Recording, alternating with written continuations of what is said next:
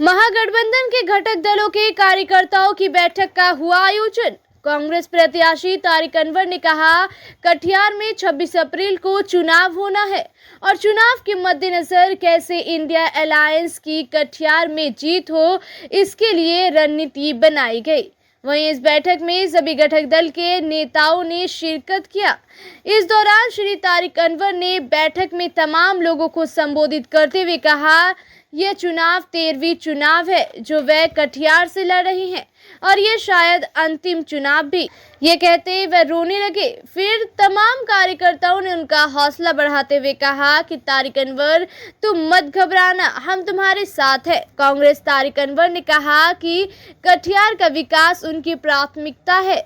कभी कटिहार औद्योगिक नगरी के नाम से जाना जाता था। यहाँ जूट मिल, फ्लावर मिल सहित कई छोटे बड़े उद्योग धंधे थे जो आज पूरी तरह से विलुप्त हो गए हैं, जिससे युवाओं का पलायन हो रहा है। अगर कटिहार की जनता का आशीर्वाद उन्हें मिलता है तो कटिहार में विलुप्त हुए कल कारखाने को खुलवाना, युवाओं को रोजगार देना उनकी प्राथमिकता रहेगी। गौरतलब है कि कांग्रेस प्रत्याशी तारिक अनवर कटिहार लोकसभा क्षेत्र से 5 बार चुनाव जीते हैं। कि हमारे महागठबंधन के जो उम्मीदवार तारिक साहब जी हैं और महागठबंधन से पदाधिकारी हैं, सभी को हम आह्वान कर्ताओं के साथ महत्वपूर्ण बैठक आयोजित की जाए। किन मुद्दों पर चर्चा की? आगे जो चुनाव है 26 अप्रैल को लोकसभा का चुनाव होने जा रहा है और उसमें कैसे हम लोग कामयाब हो उसकी रणनीति बनाने के लिए जो इंडिया गठबंधन की जितनी पार्टियां थी उनके साथ हम लोग बैठे थे और बातचीत की है। प्राथमिकता बहुत स्पष्ट है, कटिहार का विकास। और हम लोग को जब जब मौका मिला हम लोगों ने कटिहार का विकास किया है। कहीं ना कहीं किसी न किसी क्षेत्र में कुछ जोड़ने की कोशिश की है और आगे भी हम लोग का यही प्रयास रहेगा। आज कटिहार में उद्योग के नाम पर कुछ भी नहीं है। हम लोग के वक्त में कटिहार जूट मिल था, वो जूट मिल भी बंद हो गया।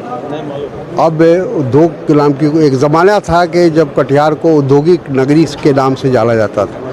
आज दुर्भाग्य से कोई भी उद्योग यहाँ नहीं है। तो मेरा प्रयास होगा कि आने वाले समय में यहाँ पूंजी निवेश हो, लोग यहाँ उद्योग आकर लगाएं और यहाँ के नौजवानों को रोज़गार मिले और जो बड़े पैमाने पर यहाँ से पलायन होता है नौजवानों का, उससे कटिहार के नौजवानों को मुक्ति मिले। एनडीए इस पर जो नारा दे रही है, अब की बार 400 के पार, क्या है ये नारा? वो सिर्फ नारा है, जैसे वो हमेशा नारा देते हैं। हमारे प्रधानमंत्री 2014 से हम लोग ये सुनते आए हैं और उनका नारा देखते आए हैं, लेकिन हकीकत में ज़मीन पर आज लोग गरीबी से, बेरोज़गारी से, भ्रष्टाचार से, महंगाई से त्रस्त हैं। लोग तब्दीली चाहते हैं, लोग परिवर्तन चाहते हैं और उस दिशा में देश बढ़ चुका है। अपील क्या करेंगे सर? अपील क्या करेंगे? मेरी अपील यही है कि इस बार देश के हित में, समाज के हित में और देश की एकता के लिए लोग महागठबंधन को यानी इंडिया गठबंधन को वोट दें और उसको कामयाब बनाएं। आज इंडिया गठबंधन की बैठक थी जिसमें सभी दल के हमारे अध्यक्ष, सचिव, चाहे राजद हो, माले, सीपीआई, सीपीएम, कांग्रेस के तमाम लीडर, हमारे कार्यकर्ता आज इस बैठक में भाग लिया और इंडिया गठबंधन से जो उम्मीदवार हैं हमारे तारिक साहब कैसे जीतेंगे उस पर विचार विमर्श हुआ।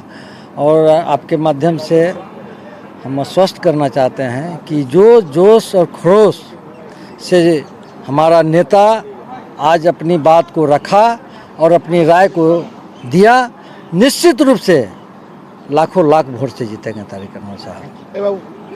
कार्यकर्ताओं के साथ किन मुद्दों पर चर्चा?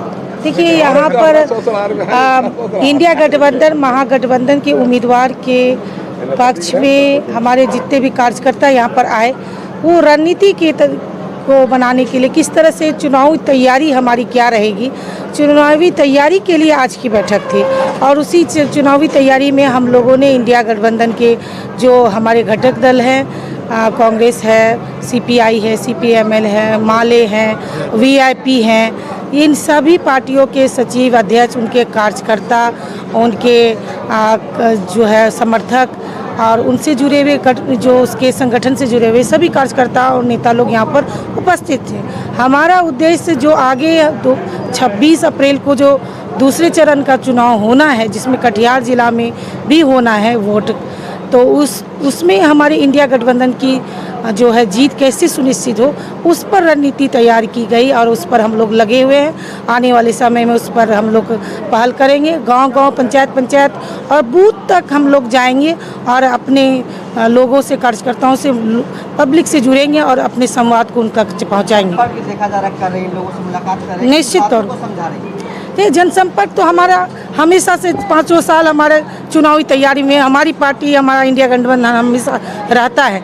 लेकिन अभी जो चल रहा है, बस हमारा उद्देश्य जो देश के परिप्रेक्ष्य में जिस तरह से 10 सालों में हमारा देश की जो क्षति हुई, हमारे देश में सामाजिक जो भाईचारे का, आपसी भाईचारे का, और देश में जितने भी हमारे चीज़ें थी वो बेच दिया गया, जिस तरह से युवाओं को ठगा गया, जिस तरह से किसानों को ठगा गया, उस सब विषयों पर हम लोग जनता से जुड़ रहे हैं, पब्लिक से जुड़ रहे हैं और पब्लिक इस बात को समझ रही है। और इस बार 2024 में देश के पार भगा देने का काम करेगी भाजपा के लोगों को। अब देश के पार भाग जाएगा, देश से भगा देने का देश की जनता ने ये ठान लिया है, देश के पार भगा देना है भाजपा के लोगों को। धन्यवाद। हाँ, क्या कहना चाहेंगे लोकसभा चुनाव? आगामी लोकसभा चुनाव में हमारी दुआएं, हमारी प्रार्थनाओं ने रंग लाया और हमारे कटिहार से लोकसभा क्षेत्र से जनाब तारिक साहब एक महागठबंधन के प्रत्याशी के रूप में हम लोगों के सामने आए हैं और वो बेदाग नेता है, हर दिल अजीज़ है, हर दिलों की धड़कन है और महागठबंधन उनका समर्थन करता है, उनके साथ है। इन्हीं सब शब्दों के साथ हम जन जन तक इनकी जो भावनाएं हैं उन्हें पहुंचाने का हम काम करेंगे और इनको इस बार चुनाव इनको हम लोग को जिताना है हर हाल में। धन्यवाद। राजद का जिला अध्यक्ष ले लिए बारसोई से बिहार प्रदेश में कई बार सभी मुखिया जुट करके मैंने प्रदेश कमेटी के नेतृत्व में बहुत बार अपना हम लोग जो है गरीबों का आवाज़ उठाए, मांग के लिए हम लोगों को जो एक ग्रामीण ज़मीन स्तर का जो हम लोग वोट और ज़मीन स्तर का जो गरीबी और अमीरी सबको देख रहे हैं, यानी कितना उठाए, लेकिन इस सरकार जो है आज तक सुनने का काम नहीं किया। आज तक जो है एक साधारण अंत्योष्टि योजना, जो कि मरने के बाद हम लोग मुखिया होकर गरीब के पास जाते हैं, उनको पैसा नहीं दे सकते, उनका भी पैसा लेने में माना मृत्यु प्रमाण पत्र भी बजाते उसका जो प्रक्रिया करने में बहुत सारा देर लगता है। मुखिया के संग इतना जो है उन्होंने ये किया कि आज जो कहता है हर घर छत गरीब का, हर घर जो है शुद्ध जल नाला, आज तक जो है इंदिरा आवास को जो है बदल के प्रधानमंत्री आवास किया, लेकिन एक भी गरीब का नाम भी जोड़ा नहीं गया है यानी प्रधानमंत्री आवास में। इसलिए हम तमाम और वार्ड सदस्य सबके साथ क्या अनहित किया, 7 निश्चय योजना जो में था आज उनका वह भी छीना गया, ना तो मुखिया के साथ ना तो वार्ड के सदस्य के साथ, और एगो 2000 2500 रुपया 1000 रुपया वार्ड को दिया जा रहा है, जबकि मंत्री विधायक लोगों का कितना है उनका खर्च ब्यौरा आज तक मुखिया ने जो मांग किया उन्होंने केवल 5000 रुपया मुखिया का और 2000 रुपया वार्ड का 800 रुपया वार्ड का किया है।